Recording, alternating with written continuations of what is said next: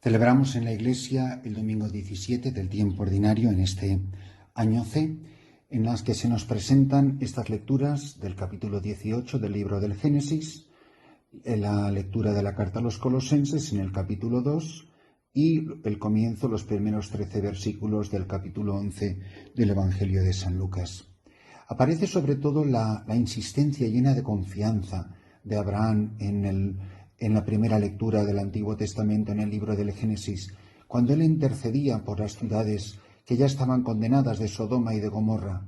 Y el Señor escuchó este eco con su paciencia, la paciencia de Dios ante la insistencia de Abraham para salvar a las ciudades, donde aparece la condescendencia frente al ruego y la intercesión. Por otra parte, en la segunda lectura se nos muestra, puesto que es lo que se celebra cada domingo, cómo el misterio pascual de Cristo es lo que se vive en el bautismo. Estamos profundamente enraizados en Cristo por la gracia del bautismo que hemos recibido, que nos incorpora a la vida trinitaria, porque tres personas divinas, el Padre, el Hijo y el Espíritu Santo, vienen a inhabitar en nuestra alma, en nuestra vida, y por Cristo, con Él y en Él, vamos siendo configurados en imágenes del Hijo.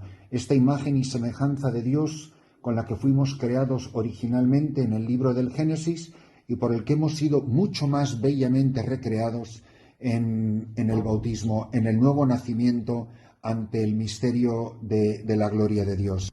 Esta configuración bautismal de la que nosotros hemos participado en el nuevo nacimiento del agua y del Espíritu, este nacer de nuevo a una vida que ya es eterna y que ya ha comenzado, que no solo nos incorpora a la vida en Cristo y a la vida trinitaria, sino nos incorpora a una vida eclesial y que se va a concretar en las responsabilidades y en las tareas, en la misión confiada a cada uno de nosotros, en la familia, en el matrimonio, en la comunidad religiosa, en el presbiterio, en la parroquia, en la vida misionera, en el monasterio, donde quiera que se desarrolle la vida de cada uno de nosotros, ya en concreto en esta dimensión eclesial, donde hemos muerto al pecado original y nuestros pecados personales para ser una nueva criatura.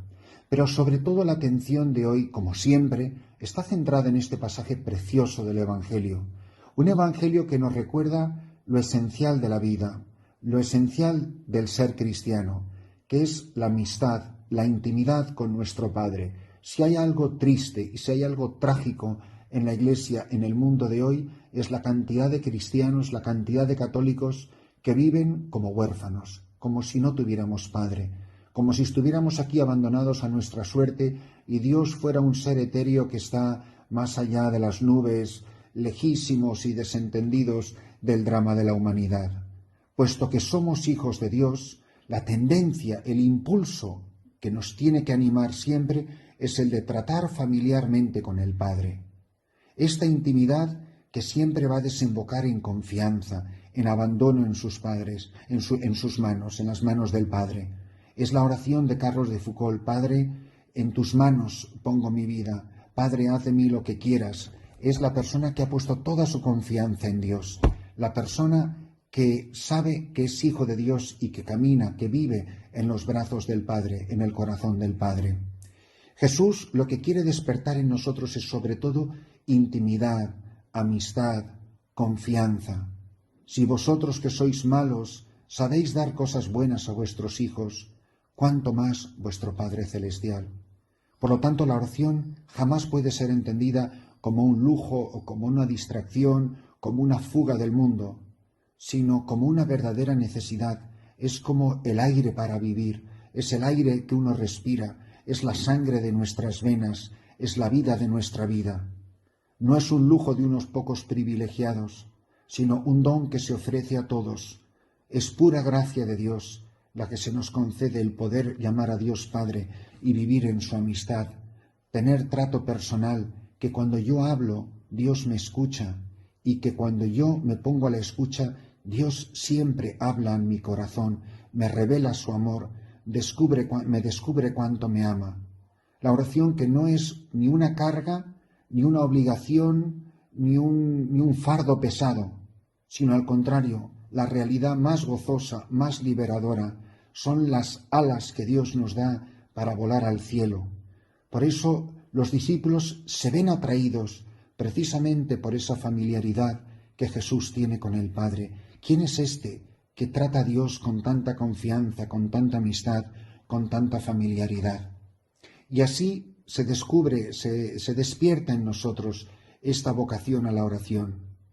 Por eso, viendo a Jesús en oración, quedan tan maravillados. Recordad que ellos han perdido a Jesús, no saben dónde están, se pasan la noche buscándolo. Jesús había desaparecido, se había marchado a un lugar solitario, porque los enamorados buscan la soledad y la intimidad.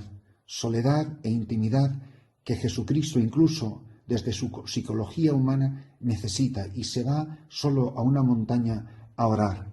Quedarían tan fascinados cuando lo encontraron que el Evangelio dice literalmente cuando terminó de orar, es decir, a pesar de que lo habían buscado angustiosamente, sin embargo no se atreven a interrumpir, quedarían tan maravillados de ver a su Señor y su Maestro en oración vuelto al Padre, que cuando terminó de orar, les dicen los discípulos, Señor, enséñanos a orar. Y las dos parábolas que nos cuenta Jesús nos hablan de la necesidad de orar con perseverancia, de orar con la certeza, la seguridad de que vamos a obtener lo que se pide.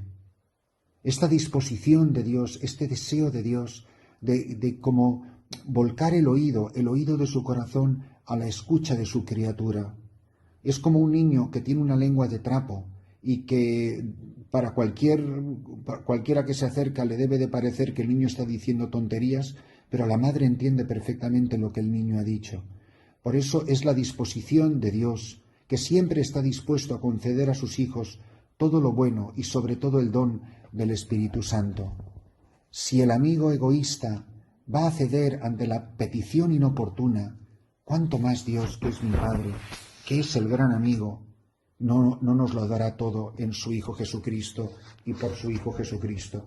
Por eso no tengamos miedo, no tengamos dudas, oremos llenos de confianza, con la certeza de que siempre somos escuchados, de que Dios siempre oye la oración de sus hijos y la petición de su pueblo. Orar llenos de confianza. Pero esta confianza va a crecer, tiene que crecer cada día en la base del conocimiento de Dios. Dirá San Juan, nosotros somos los que hemos conocido el amor de Dios.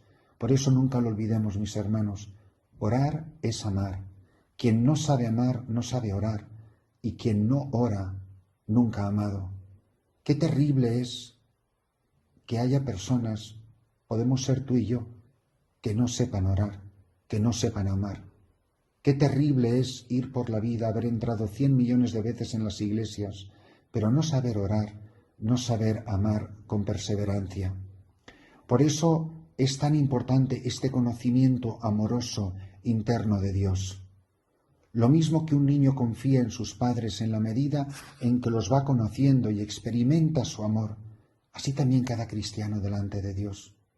Por eso tenemos que vivir de esta certeza de las palabras de Jesús, pedid y se os dará, que siempre estará apoyada en esa otra expresión, cuanto más vuestro Padre Celestial os dará lo que necesitáis, os dará cosas buenas, os dará el Espíritu Santo. Por tanto, en el fondo, el Evangelio no está invitando a mirar a Dios como a un Dios lejano, sino nos está invitando a tratarle de cerca para conocerle más.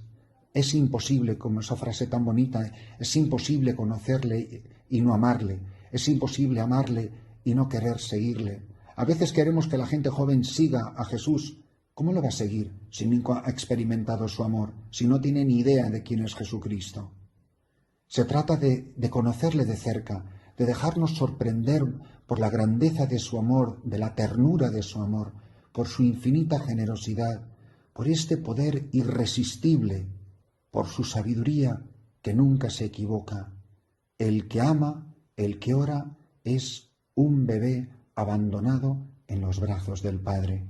Sólo así crecerá nuestra confianza y podremos pedir con verdadera audacia, pedir cosas increíbles, cosas que nos pueden parecer imposibles, pero siempre con la certeza de que mi Padre me escucha, de que recibe mi petición, que recibe la petición de todos, del santo, del mediocre, del pecador. Dios siempre escucha el grito, el clamor del corazón. Desde lo hondo a ti grito, Señor. Señor, escucha mi voz. Es así cuando nuestras oraciones no serán solo palabras lanzadas al aire.